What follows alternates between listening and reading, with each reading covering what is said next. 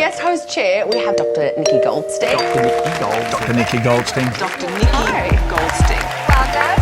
Thank you for having me. I like this idea, not saying that we should all just be married for 10 years, but I think it's more realistic when we look at the landscape at the moment. Our relationships are changing, so the way that we communicate is also changing. We could never do this before, and now we have more options. Make sure you understand each expectation. I need a prescription pad so I can start saying to people, Dr. Nikki says, this is how much sex you should be having. I'm here to help these couples talk about sex and help normalise some of the issues they're facing. So maybe working on intimacy outside of the bedroom can help us to work on the intimacy inside of the bedroom. There are people that do have problems with sex and they might be masking other issues and using sex to heal themselves. Dr. Nikki Goldstein. It is, but I think you have to have a certain skin for it to settle on. It's a real common trend these days. I think people are having the baby first and then kind of working out, well, let's see how this goes. It wasn't until I started writing the book, #Single But Dating, and exploring this whole concept of the impact of fertility on our dating lives. I decided to document my journey because I didn't feel that there was anything like this out there. Well, I just found a lot of women are not considering their fertility. Day one, I actually feel really excited that I've started. This is the hard side of it. So wait, you had to inject yourself? It felt real. I didn't breeze through it, and I felt that was very important to be honest with people about. Come with me. Sexology is a scientific study of sex. So I have stolen some plugs to actually educate you girls. See how some of them are actually really little. Masturbate more. You're not going to get pregnant.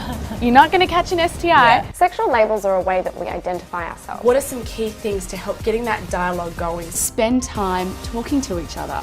Be mindful of how you come across. Good morning, Nikki. Good morning, Nikki.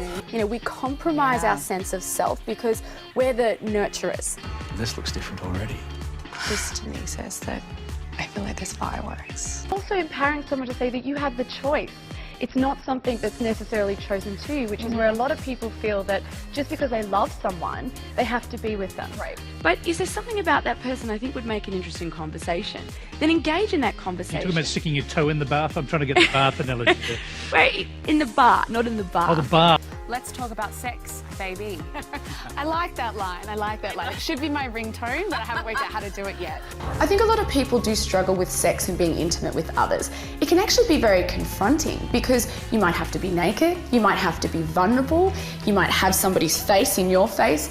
You might have heard of endometriosis, but what is it, who's affected by it, and what impact does it have on fertility?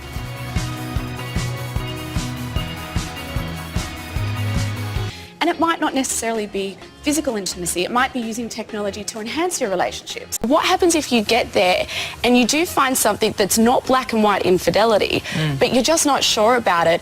Do you actually confess to snooping? This is my passion, this is what I love doing, and to be rewarded for it and to be encouraged to do it and to help other people, I think is just the most amazing thing that you can do in life.